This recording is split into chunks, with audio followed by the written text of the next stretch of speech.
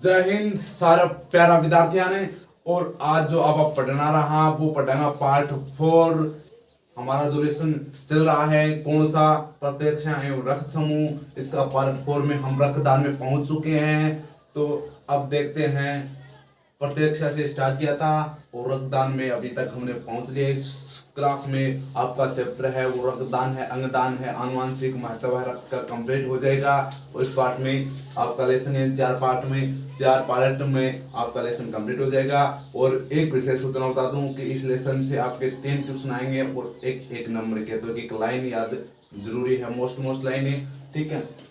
तो रक्तदान है, क्या है रक्तदान, ठीक है, यानी रक्त शिविर लगते हैं, रक्त का दान दिया जाता है ना, बहुत से शिविर लगते हैं, ठीक है, कैंपेन लगते हैं जिसमें रक्त है वो दान किया जाता है, ठीक है।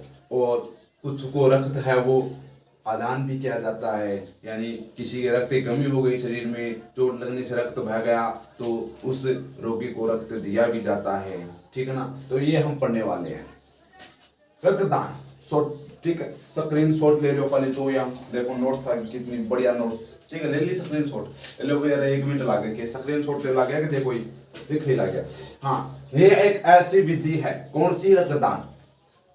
ऐसी विधि है जिसमें एक व्यक्ति से दूसरे व्यक्ति के रक्त परिसंचरण में रक्त स्थानांतरित किया जाता है, यानी रक्तदान किया एक व्यक्ति से, जो एक व्यक्ति है जो दूसरा व्यक्ति है, इन रक्त ज्यादा है, देखो लकड़ भी ला लेंगे, यानी खून की कमी को नहीं, एक रक्त कम है, तो भाई ये क्या करेगा, रेड वाला इसको रक्त दान करेगा, यानी एक व्यक्ति से दूसरे व्यक्ति में इसके रक्त परिसंचरण, यानी जो रक्त वाहिनियां होती है उसके अंदर रक्त का प्रदान करना या प्लाज्मा का प्रदान करना क्या कहलाता है, रक्तदान कहलाता है। आगे बात समझ में। तो सर्वप्रथम रक्तदान 15 जून 1667 इसमें डॉक्टर जीन बैप्टिस्ट डेनिस द्वारा किया गया, यानी सर्वप्रथम कौन करियो 15 जून 1667 में करियो जीन बैप्टिस्ट डेनिस द्वारा किया गया, ठीक है, 15 जून 1667 में, ठीक है। किसमें किया गया, 15 वर्षीय बालक में भेड़ के रक्त से रक्तदान किया गया, यानी 15 वर्षीय बालक में, ठीक है, किसका रक्त चढ़ाया गया, भेड़ का रक्त चढ़ाया गया। आगे बात समझ में, भेड़, ठीक है ना। तो अब है वो, लेकिन इसके 10 वर्ष बाद 15 जून 1667 के 10 वर्ष बाद, ठीक है ना, यानी स्वतंत्र में इसको बंद कर दिया गया कि यानी जानवरों का रक्त है वो मनुष्य में नहीं चढ़ा सकते। तो इस प्रकार ये जो इसका डेनिस ने जो रक्तदान किया था सर्वप्रथम, उसको जानवरों से रक्त नहीं चढ़ा सकते। अब मानव का जड़ता है, जानवर का जड़ता है। आगे बात समझना। अब है टॉपिक हमारा कि रक्तदान की आवश्यकता कब पड़ती है। वैसे सी बात है, रक्तदान हमको रक्त की जरूरत कब पड़ती है, कब हमें महसूस होती है कि हमें रक्त की कमी है हमारे शरीर में और हमें रक्त चाहिए, ठीक है। तो वही चोट लगने पर, अत्यधिक रक्तस्राव होने पर, पहली बात तो चोट लग जा, अत्यधिक रक्तस्राव हो जा, जब क्यों है रक्तदान की आवश्यकता है। शरीर में गंभीर रक्तहीनता हो जा, यानी शरीर में बिल्कुल ही थोड़ी मात्रा में रक्त बन जाए, यानी रक्त है कि कमी हो जाए बिल्कुल, ठीक है। तो जब भी अपन क्या करनी चाहिए, रक्तदान की आवश्यकता पड़ा अपन, ठीक है।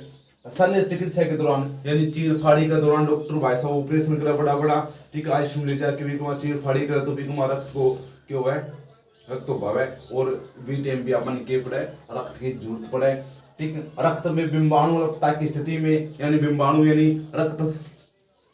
क्या करती है, मैंने बताया था, बिंबाणु है वो क्या बनाती है, जब चोट लगती है तो वहां पर क्या बनाती है, थक्का बनाती है, यानी रक्त को रोकती है। तो भैया उसकी अगर कमी हो जाए तब भी हमें रक्तदान की आवश्यकता होगी। और हीमोफीलिया और सिकल सेल एनीमिया, ये क्या है, आनुवांशिक रोग हैं, इनमें भी क्या पड़ती है, हमें रक्तदान की आवश्यकता पड़ती है। आगे ये बात समझ में, और आगे तो शेयर कर दो, लाइक कर दो, ठोक दो, इन्हें बिना फेंक दो, चैनल ने शेयर करना है, फेंक लो नहीं, वो ना फेंक दियो दे। अब रक्तदान की प्रक्रिया है वो 2 चरणों में होती है।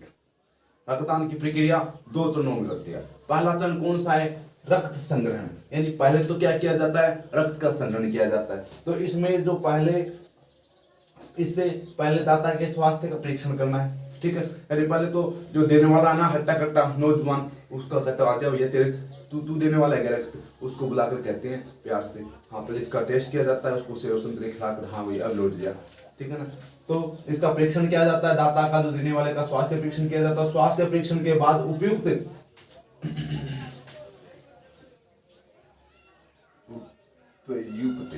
क्षमता वाले प्रवेश नली के माध्यम से रक्त का संग्रहण किया जाता है। यानी स्वास्थ्य परीक्षण के बाद, ठीक है, प्रवेश नली होती है वो शरीर, ठीक है, परीक्षण तंत्र में, ठीक है, लगा दी जाती है और उसके माध्यम से, ठीक है, थक्कारोधी थैलियों में रक्त को क्या कर लिया जाता है, एकत्रित कर लिया जाता है और उस एकत्रित रक्त को संग्रहित रक्त का परिस्थित भंडारण किया जाता है। यानी उसको परिस्थित यानी बहुत ही कम टेम्परेचर पर एकदम रख देते हैं, ठीक है, जिससे कि उसके में जितने भी रोगाणु हैं, जीवाणु है, बैक्टीरिया वगैरह, वायरस वगैरह वे खत्म हो जाए, ठीक है।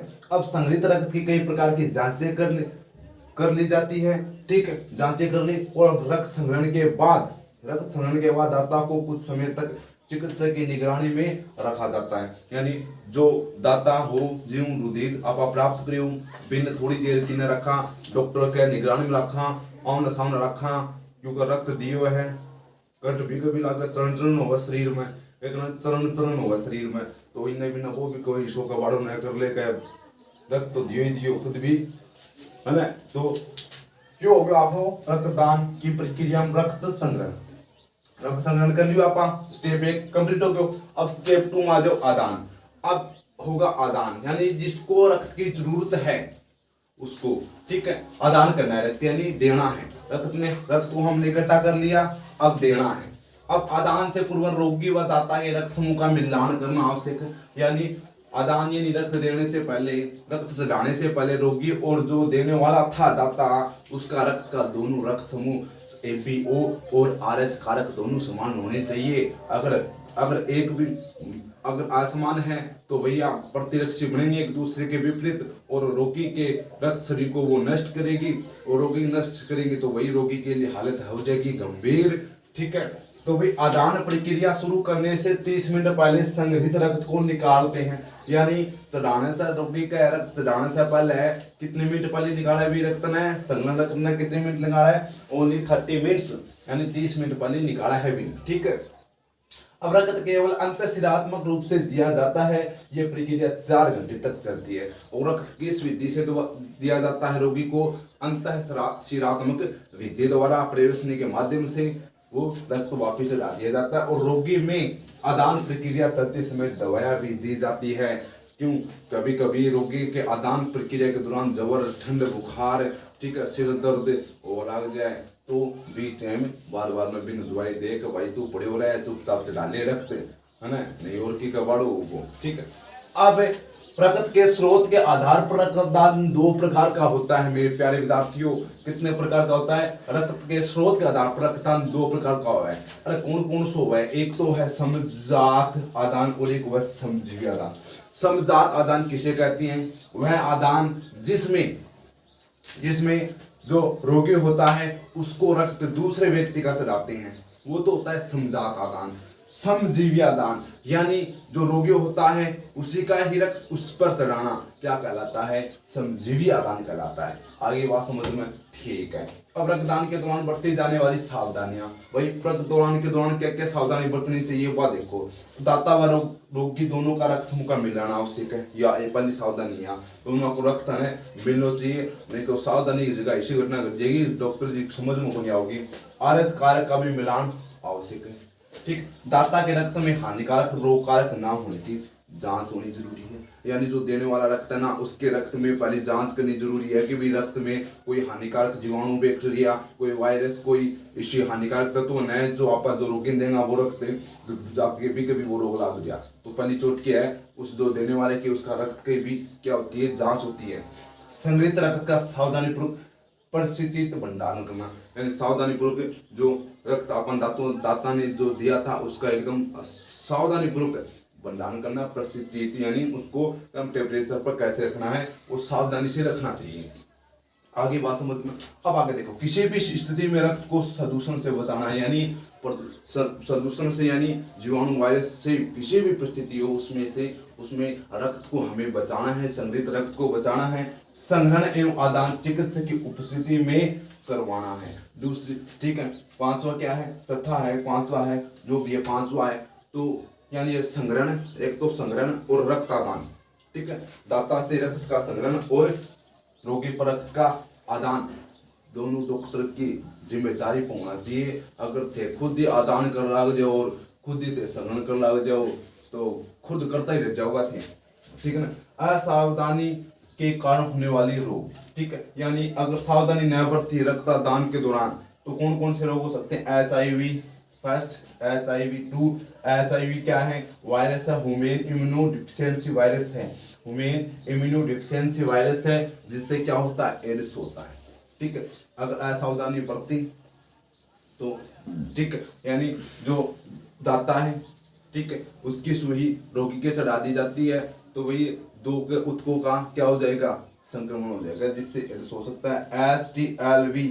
STLV2 ये क्या है, ह्यूमन टी लिम्फोट्रोपिक वायरस है, ह्यूमन टी लिम्फोट्रोपिक वायरस है। ये क्या करता है, ये जो हमारे जो टी लिम्फोसाइट्स कोशिका होती है उसको संक्रमित करता है ये वायरस, ठीक है। हेपेटाइटिस बी और हेपेटाइटिस सी और हेपेटाइटिस, ठीक है, ये रोग, ठीक है, ये भी किसके कारण होता है, वायरस HBV वायरस के कारण होता है, HBV वायरस के कारण होता है, ठीक है। जैकब रोग ये क्या है, ये भी वायरस के कारण होने वाला मस्तिष्क विकार रोग है, ठीक है। इसमें क्या होता है, मस्तिष्क है वो पूरी तरह से धीरे धीरे काम करना बंद कर देता है, ठीक है, ठीक है। ये किसके कारण होते हैं सारे रोग, रक्तदान के दौरान बरती असावधानी के कारण होते हैं। आगे बात समझ में, तो वही थारे यो समझ में आ गई, रक्तदान की आवश्यकता, रक्तदान की प्रक्रिया, रक्तदान के दौरान बरतने वाली सावधानी और रक्तदान के असावधानी के होने के कारण रोग। तो भाई स्क्रीनशॉट ले लियो, ठीक है। अब थोड़ा सो रहे बहुत बोल बताते हैं। तो अब देखते हैं वो रुधिर वर्ग का आनुवंशिक महत्व, यानी हमने क्या पढ़ा, हमने अभी तक प्रतिरक्षा के बारे में पढ़ लिया, ठीक है, प्रतिरक्षा के बारे में पढ़ लिया और पीछे का जो टॉपिक था रक्तदान वो कंप्लीट कर लिया, ठीक है। अब रक्तदान के बाद रुधिर वर्ग है APO, उनका भी आनुवंशिक महत्व होता है। जैसे एक एग्जाम्पल के उदाहरण के तौर पर मैं आपको यहाँ पर समझा रहा हूँ कि ध्यान से समझना है। समझना क्या है कि माना कि दो स्त्री है, एक शिशु पर अधिकार जमा रही है, जता रही है कि भाई यो लड़को तो मेरो है, दूसरी कह रही हो तो मेरो है, यानी तो लुगाया की, अब लुगाया की राड थे जानो, यो राजस्थान एकदम सारा समझा कर बैठा, लेडीज की लड़ाई हुआ बैठा, झांसी रानी भी छोड़ के भाग जाए, ठीक है। तो वही टक्कर चाह रहे दोनों, जिसका रक्त समूह बी है, यानी किसका, नेगेटिव भी नहीं है, ये बी है, इसका रक्त समूह बी है। किसका रक्त समूह है, बच्चे का रक्त समूह क्या है, बी है, ठीक है। अब इनमें दो दंपति हो गई, एक दंपति में पुरुष का तो रक्त समूह ओ है और स्त्री का ए बी है, दूसरे दंपति में पुरुष का ए है और स्त्री का बी है। तो मेंडल के नियम के अनुसार हम अब दोनों का क्या करेंगे, आनुवंशिक, ठीक है, युग्मज बनाएंगे, जिनमें युग्मक बी बढ़ेगा तो वो बच्चा किसका हो जाएगा, उस स्त्री का हो जाएगा, यानी पुरुष और स्त्री दोनों के जोड़ों को ले आते हैं, ठीक है। अब भाई केस चले गयो हाई कोर्ट में, तो हाई कोर्ट आ रहा हूँ, क्या बोले वही, जैसे बोले दोनों का दोनों जोड़ा आ जाओ, एक प्रथम दंपति को पुरुष और स्त्री आ गया, बोले था रक्त समूह बताओ, पुरुष बोले मेरो ओ है, स्त्री बोली मेरो ए बी है, ठीक है, बोले लाइन में लाग जाओ, दूसरा दूसरा पुरुष को तो ए है और स्त्री को बी है, ठीक है, बोला वो जिन प्रूफ निकाल के भी थाने करके दिखा दिया। देखो अब ओ युग्म, अब थान बताए हुए दो युग्म विकल्प हो गए, एक रचना दो युग्म विकल्प हो, तो ओ का कितना हो गया, दो गया, आई ओ दर्शावाइन, तो यो आई ओ युग्मक जनन होगो, यो युग्मक किस आगे करेगो, ई आई ए साग करेगो, तो क्या बन जाएगो I0, ठीक है। फिर यो ओजू युग्मक ये दूसरा 20 आगे करेगो तो के बन गयो आई बी आई जीरो। ठीक है, दो हो गया का युग्मक दोनों का। अब यो ओ करेगो जनने ए आगे तो जो आई ए आई जीरो बन जाएगा। फिर यो आई ओ ये 20 आगे करेगो तो के बनेगो आई बी और आई जीरो युग्मक बन जाएगा। यानी एक माँ जो बच्चों आयो जो बच्चा पैदा हुआ वो ए ग्रुप वर्ड ग्रुप का था, इसमें बी का था, इसमें ए का था और इसमें भी बी का था। यानी 50% ए 50% ए युग्मक वाले बच्चे पैदा हुए और 50% बी वाले बच्चे पैदा हुए। अब इसका और क्या करते हैं, क्या करते हैं आगे कर दो जी, अभी कर दिया। तो आई ए को करायो आपका किस आ गया आई बी आ गए तो के बच्चों बने हो ए और बी वालों। ठीक है, यानी आई ए और आई बी वालों। ठीक है, फिर इस आई का आगे कराते हैं हम इस आई ओ के साथ तो आई ए आई ओ बन गया। फिर इस आई ए का इस ए बी के साथ कराते हैं तो करते हैं तो आई ए का इस आई बी के साथ कराते हैं तो बन जाएगा आई ए आई बी। और फिर इस आई ए का आगे कराते हैं किसके साथ नका दिया है, इसमें बढ़ जाएगा आई ए आई जीरो। ठीक है, तो इस प्रकार इसमें एपी रक्त समूह का युग्मक बना बच्चा बना, इसमें ए का बना, फिर ए बी का बना और फिर ए का बना। तो इस प्रकार ए बी दो ही प्रकार के युग्मक बच्चे पैदा हुए, जबकि इसमें ए प्रकार का भी हुआ बी प्रकार का भी हुआ। ठीक है, यानी बी प्रकार का इसमें बन रहा है और वहां पर बच्चे का भी क्या है बी है। तो यानी ये बच्चा किसका होगा प्रथम दंपति का होगा, यानी प्रथम स्त्री का होगा। तो ये आनुवंशिक महत्व मेंडलारा बहुत काम का ढापा चेक कर सका। ठीक है, कोई मान लो मुजरिम है, ठीक है, हत्या करके चल गयो तो वो बटे भी का कोई सबूत थोड़ से भी वो खून बढ़ रहा कट गयो रह गयो थोड़ा सा खून भी प्राप्त हो गयो तो वे मुजरिम आनुवंशिक महत्व द्वारा बटे भी को के कर सका तो धीरवर्ग मिला के भी मुजरिम की सही जांच उसके यही मुजरिम है। तो ठीक है ना, मुजरिम पकड़ना में काम आवे। ठीक है, दो इसलिए लड़ रही है शीर्ष कारण तो बटे भी हो काम आवे। तो आनुवंशिक महत्व दीर्घ का बहुत ही इंपॉर्टेंट है। ठीक है, अब आते हैं इधर लास्ट टॉपिक हमारा अंगदान देदान। तो भाई अंगदान देदान क्या होता है, जीवित या मृत व्यक्ति द्वारा किसी अन्य व्यक्ति को कोई अंगदान करना ही अंगदान कहलाता है। और जीवित या मृत व्यक्ति द्वारा अन्य व्यक्ति को या अन्य व्यक्ति को जीवित या मृत व्यक्ति द्वारा अपनी पूरी बॉडी का दान करना ही देहदान कहलाता है। ठीक है, तो भाई साहब बॉडी को या अंगदान बहुत ही पवित्र दान होता है और हमें करना चाहिए। भारत में इसके पूछे प्रति 10 लाख पर तो 0.8 है, 8 ही है। ठीक है, यानी 10 लाख में से 0.8 लाख लोग ही क्या कर पाते हैं दान कर पाते हैं। जबकि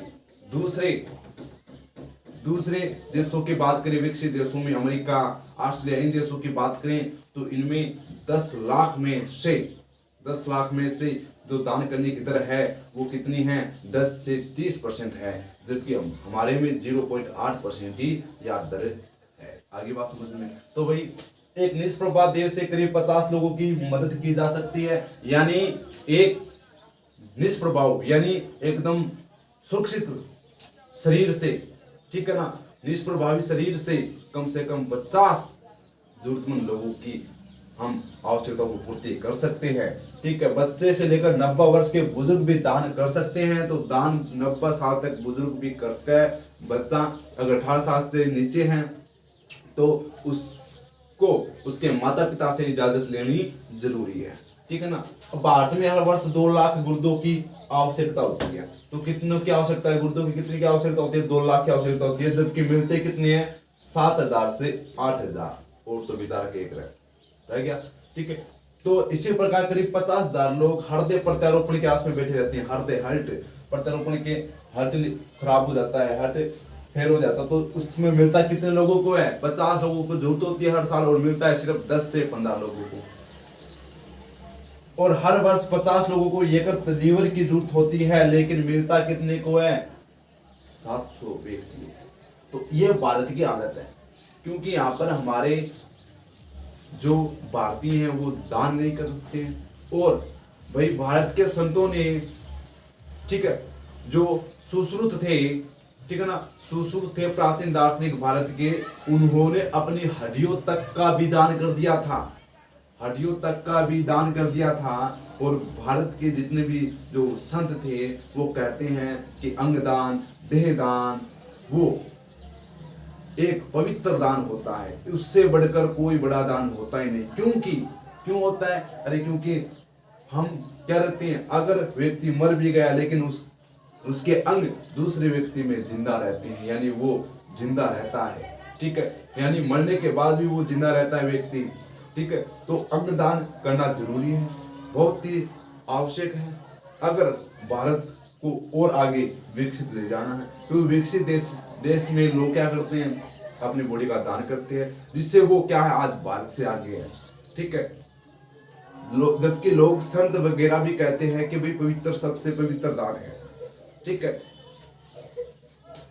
भारत में एक अनुमान के हिसाब से 5 लाख लोगों की मृत्यु अंगों के अभाव के कारण हो जाती है, यानी 5 लाख लोग हर वर्ष कितना मर 5 लाख लोग अंगों के अभाव के कारण मर जाते हैं।